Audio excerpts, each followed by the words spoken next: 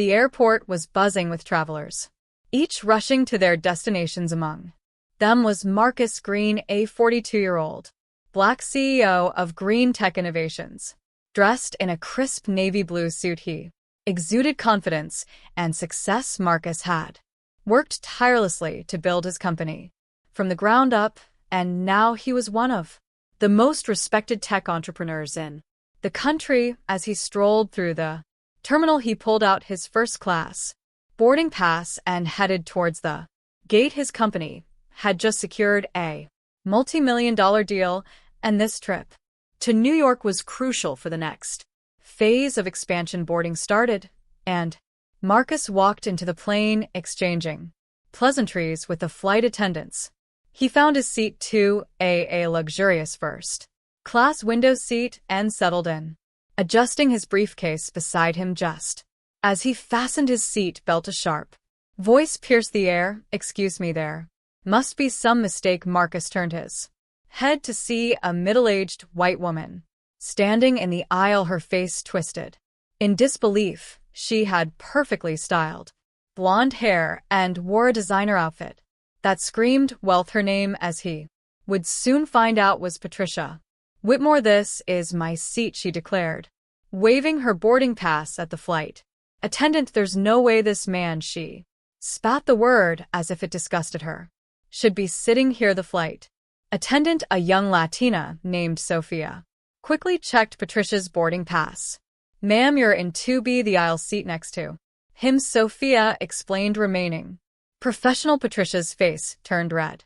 "No, that must be a mistake. I specifically requested a window seat. I'm sure he's in the wrong seat." She crossed her arms, glaring at Marcus as if he was an intruder in her personal space. Marcus remained calm, offering a polite smile. "There's no mistake. This is my seat." Patricia scoffed, looking him up and down. "People like you don't belong in first class." Sophia's eyes whitened. Other passengers turned their heads, sensing the tension in the air. "Ma'am, please take your assigned seat," Sophia urged, but Patricia was not done. "I will not sit next to him. Either he moves or I want a new seat," Patricia demanded, her voice rising. Marcus sighed. He had dealt with ignorance before, but he never let it shake him. "Ma'am, I paid for this seat." "Just like you did," he said, his tone measured but firm. But Patricia wasn't listening. "I'm a loyal customer. I spend thousands of dollars on this airline. I should not have to sit next to someone who what?" Marcus interrupted, locking eyes with her. "Say it for a second." Patricia hesitated, then she turned to Sophia. "Call your supervisor. I want him out." Little did she know instant justice was about to unfold. Sophia took a deep breath. She had dealt with difficult passengers before, but this was something else. She had seen Patricia's type, a privileged woman who thought money excuse bad behavior. "Ma'am, I've explained this already. Mr. Green is in his correct seat. You can either take your assigned seat or I can have security escort you off the plane." Patricia gasped. "You wouldn't dare." Sophia remained unmoved. "I will if you continue harassing another passenger." Patricia turned to the other passengers, expecting them to back her up. Instead, she was met with disapproving glares. A middle-aged black woman, too, rose behind, shook her head. A young white man across the aisle sighed in annoyance. Even the businessman in seat 3A muttered, "Just sit down, lady." Realizing she had no support, Patricia clenched her fists. "Fine," she hissed, plopping in a seat 2B, "but I'm filing a complaint." Marcus exhaled. "Good luck with that." As the plane prepared for takeoff, Patry sat stiffly, arms crossed, but her troubles weren't over yet. An hour into the flight, Patricia buzzed for the flight attendant.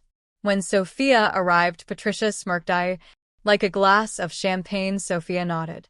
"Certainly, ma'am." She turned to Marcus. "And for you, sir." Marcus smiled. "Water will be fine, thank you." Sophia left, but when she returned, she wasn't alone. A senior flight attendant, a stern-looking black woman named Lisa, stood beside her. "Miss Whitmore," Lisa said, "we need to have a word." Patricia frowned. "What now?" Lisa held up a tablet. "We receive reports of your behavior before takeoff, discriminatory Remarks are a violation of our airline's code of conduct. You have been flagged. Patricia's smug expression vanished. Excuse me, Lisa continued upon landing. Airline security will escort you for further questioning. Additionally, your frequent flyer account is under review.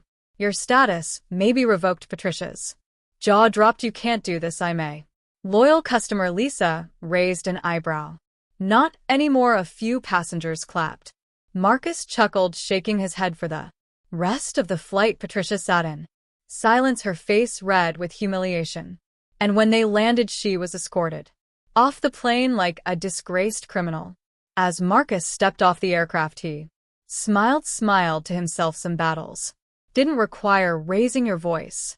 Sometimes the best response was letting the system deliver the justice it was built for, and this time it worked perfectly.